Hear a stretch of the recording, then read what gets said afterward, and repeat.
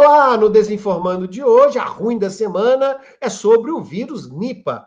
Não é sem forma pesquisa sobre a desinformação e a crise climática no TikTok. E no fake news, afinal de contas, antibiótico mata ou não mata vírus? Desinformando está entrando agora na rede.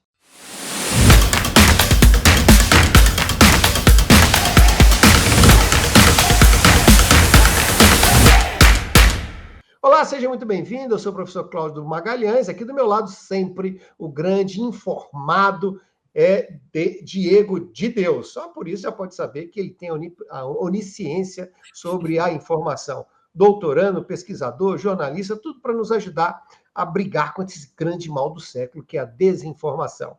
Aproveite que você está aí, dá aquela curtida, indique esse nosso programinha para as pessoas, para que eles possam entender sobre a desinformação, se precaver, saber também como ajudar as outras pessoas, transformar esse nosso videocast de literacia da desinformação, para que outras pessoas também possam ficar livres, ajudar também a que todos nós fiquemos aí um pouco mais vacinados em relação a essa praga. Aliás, falando de vacina, é a nossa temática da ruim da semana. Toca aí. Pois é, né, Diego? Não custa nada, né? Sempre quando a gente vai falar sobre questões de novas pandemias, a desinformação parece ser uma praga ainda maior. A ruim da semana agora é sobre um médico que vai tratar, um suposto médico, sei lá se vai esclarecer isso para a gente, né? Que vai trazer uma desinformação sobre esse novo vírus, do Nipah, né? Que é algo que as pessoas estão um pouco preocupadas. Será uma nova pandemia tipo Covid? Conta para nós aí, Diego. Exatamente, professor. Uma ótima semana para você e para todos que nos acompanham. Esse vírus que tem chamado a atenção das autoridades asiáticas, né? Vários aeroportos da Ásia já têm tomado aí medidas de prevenção ao vírus Nipah, que surgiu na Índia, os primeiros casos, com pessoas já sendo colocadas em quarentena, e os protocolos que têm sido seguidos nessas regiões, né, ali dos países asiáticos, são muito parecidos com aqueles da Covid-19. A diferença é que o vírus Nipah ele tem uma taxa de letalidade muito alta, alguns enseiam aí que seja até superior ao próprio vírus da Covid-19, e também, até onde se sabe, parece haver ali uma maior taxa de contaminação também, portanto, né, o número de pessoas infectadas poderia ser ainda mais violento do que a gente teve ali na época da pandemia da Covid-19, né? E aí, entra esse assunto, já entra também a onda de desinformação a respeito disso, ou aquilo que a OMS chamou na época da Covid de infodemia, né? A quantidade absurda de informações falsas sobre a Covid-19, pelo que a gente tem visto também aqui no vírus Nipah. Pois bem, foi sim um médico, esse sujeito aqui, que inclusive o Djalma Marques é o nome dele, de fato é um médico verdadeiro, que publicou um vídeo na última semana que contou com mais de 105 mil curtidas, falando ali do que se trata exatamente esse vírus Nipah.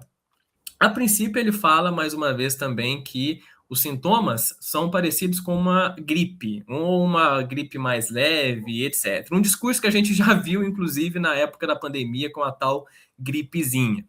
Só que algo que o médico coloca, que é algo extremamente preocupante, ele faz uma relação entre as vacinas da Covid-19 com o vírus Nipah, dizendo que o vírus Nipah ele tem uma facilidade de contaminação por conta da vacina da Covid, como se a vacina da Covid tivesse diminuído no nosso sistema imunológico para que o vírus Nipah viesse e pudesse ser ainda mais danoso do que foi a Covid. Um discurso que beira, evidentemente, o conspiracionismo nesse caso. E ele também alega que uma das alternativas para combater o vírus Nipah, de novo, um discurso que nós já conhecemos, é a tal ivermectina, que, até onde se sabe, até o momento, não tem nenhum tipo de efeito para conseguir combater esse vírus, né? Vale a gente lembrar, né, pessoal, até utilizando aqui de maneira pedagógica o nosso programa. O Ministério da Saúde ontem, inclusive, né, no início dessa semana, já afirmou que o Brasil não corre nenhum risco de contaminação do vírus Nipah, né? São alguns casos muito isolados ali na Índia, mas que evidentemente levantou a preocupação das autoridades. Portanto, não há o que temer, pelo menos nesse momento, o Ministério da Saúde tem acompanhado de perto a situação com os órgãos locais e principalmente também com a OMS. Mas a nossa maior prevenção nesse momento é não cair em desinformações dessa natureza, primeiro, para não errar como a gente já errou no passado, mas também para não se desesperar diante de uma situação que não exige uma gravidade. É claro que, depois de uma pandemia como foi a da Covid, né, professor, é muito comum que as pessoas se desesperem diante de uma possível nova pandemia. E qualquer informação, seja ela verdadeira ou falsa, ou até mesmo descontextualizada, pode causar um pânico desnecessário para as pessoas, né? Inclusive não só o pânico, mas a tomar determinadas medidas que possam prejudicar a saúde, como, por exemplo, tomar essa quantidade de remédios equivocados para uma prevenção que, primeiro, não faz sentido, segundo, não faz efeito, e terceiro, pode prejudicar o organismo ali, deixando ele vulnerável a outras doenças, a outros sintomas ali que a pessoa pode passar mal. Vamos lembrar, gente, também que está circulando por informações verdadeiras, por órgãos verdadeiros, com apoio das universidades de ciência, que embora esse vírus ele seja realmente letal, ele seja mais perigoso, na realidade a sua transmissão ela é muito mais difícil. Ela não é uma transmissão via ar, por exemplo, como acontecia com a Covid, né? É preciso que você tenha uma troca de fluido com a pessoa contaminada bastante, ou seja, você tem que ter muita proximidade para poder você ter esse vírus passando para o seu corpo. E é por isso que, nesse momento, o mundo não está, né, a Organização Mundial da Saúde, mesmo o Ministério da Saúde, não está com essa preocupação. Claro que fica atento, mas sem essa preocupação. E é o que você falou, a melhor vacina que a gente tem é realmente a gente ter a informação correta e não deixar se levar por essa pandemia de desinformação. Pessoal, falando nisso, em ciência, nosso quadro preferido. Toca aí.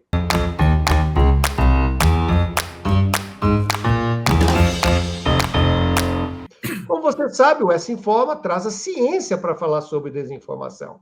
E a gente sabe que a desinformação tem vários lugares ali para poder explorar, principalmente esses que são mais famosinhos, estão mais na moda. E a gente sabe que aí o TikTok tem sido, muitas vezes, a principal referência de comunicação dos jovens. Mas nós temos pesquisas já preocupadas com o TikTok, não é isso, Diego? Isso, professor, uma plataforma que até no Brasil demorou um pouquinho mais para ser estudada do que muitas pessoas imaginavam, porque o TikTok teve um boom ainda lá durante a pandemia, né, há 4 anos, 5 anos, mas somente de uns 2 anos para cá que as pesquisas brasileiras têm tratado a respeito desse assunto, sempre com um foco específico, né? No caso do artigo que nós trazemos hoje aqui, da Daniela Zanetti, da Federal do Espírito Santo, e do Henrique Altum, da Federal do Rio de Janeiro, falando sobre crise climática, principalmente, né, o artigo foi publicado no final do ano, em agosto do ano passado, mas eu trouxe aqui para a gente discutir, principalmente por aquilo que a gente tem visto de acontecer de desastres naturais na Europa, na Itália, né, na última semana também, cidades sendo quase que destruídas por conta das chuvas e das enchentes. Então, crise climática também é algo muito em voga, não somente em pesquisas, mas no debate geopolítico mundial, né? E o que fala da pesquisa, né, dos autores aqui que a gente traz hoje? Primeiro, uma quantidade absurda de conteúdos desinformativos relacionados à crise climática, muito atrelada a uma noção negacionista, né, de que não existe crise climática, de que o que existe, na verdade, é mais mídia e por isso faz parecer que o problema é maior do que já foi um dia, sendo que não, sendo que existe uma série de pesquisas que mostram quão perto do fim que o mundo está, se continuar do jeito que está, em termos de preservação ambiental, de poluição, de emissão de gases, etc. E dentro dessa análise que os autores colocaram, foram 162 vídeos que foram coletados em 2024, como eu estou grifando aqui, eles encontraram diversos tipos de materiais, principalmente os videoselfies, que são aqueles vídeos gravados pela própria pessoa que está falando, né, mostrando meio que vídeos educativos mostrando que não, que a crise climática existe. Então, por um lado, se existe muito conteúdo desinformativo sobre isso, na própria plataforma, nós hoje também já temos uma quantidade considerável de estudos, de vídeos, né, que buscam educar as pessoas para que elas consigam estar, pelo menos, um pouquinho mais preparadas para se deparar com conteúdos dessa natureza. É isso aí, né, gente? É importante a gente sempre lembrar que uma das coisas que que a mídia muitas vezes não explora, a cada enchente que tem, a cada desastre natural, entre aspas, e que aparece, é relembrar que isso é fruto das questões climáticas. Claro que a gente sabe que as questões, para a mídia, é sempre muito complexas. Imagine se toda vez que tiver um enchente, lembrar que isso é fruto do aquecimento global. O editor ali não gosta muito, não, mas seria necessário, né? Seria necessário lembrar que tudo isso que está acontecendo, né, esses tempos que a gente vive, eu moro aqui em Belo Horizonte e, pela minha idade, nós temos a história de que Belo Horizonte era um clima ameno. Até muitos anos atrás, as pessoas que tinham problemas de saúde vinham para cá para se recuperar. Isso deixou de existir em Belo Horizonte, isso não veio do nada, né? Isso veio com a mudança climática, também com a exploração mineral, ou seja, o clima é modificado pelos seres humanos. Toda vez que acontece um desastre, a gente deveria lembrar disso também. Tem uma outra questão que eu acho que é importante eu trazer agora para isso também, mas vai ser para o pré-verdades, porque antes eu tenho uma outra dúvida bem importante a tratar agora. Roda aí o Fake Hoje.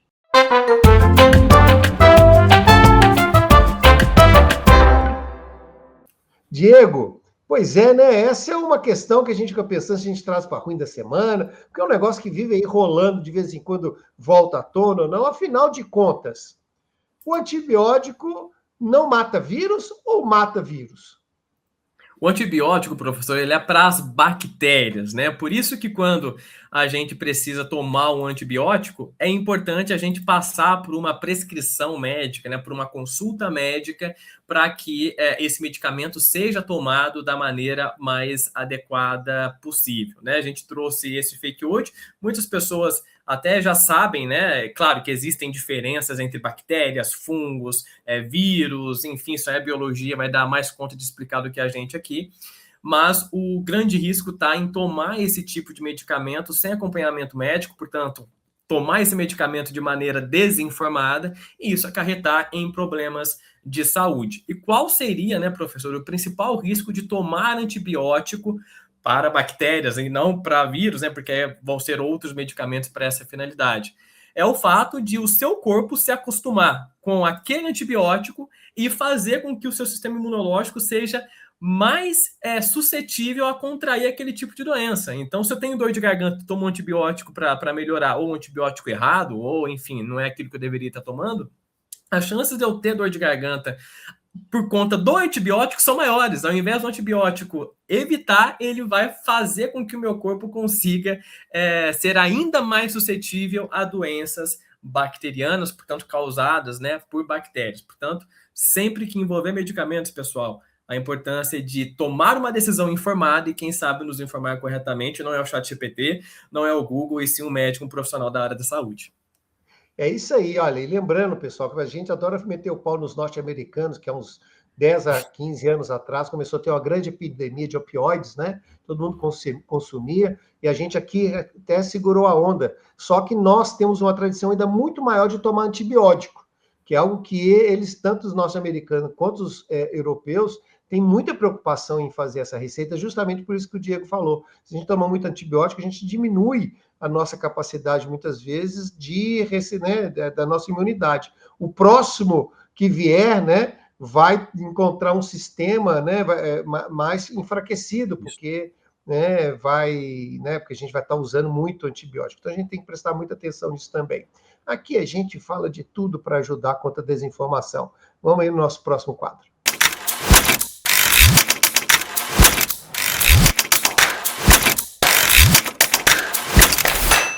Diego, eu quero fazer uma provocação agora para você. Você falou ali do TikTok, você falou que tem só agora que está entrando essas pesquisas do TikTok.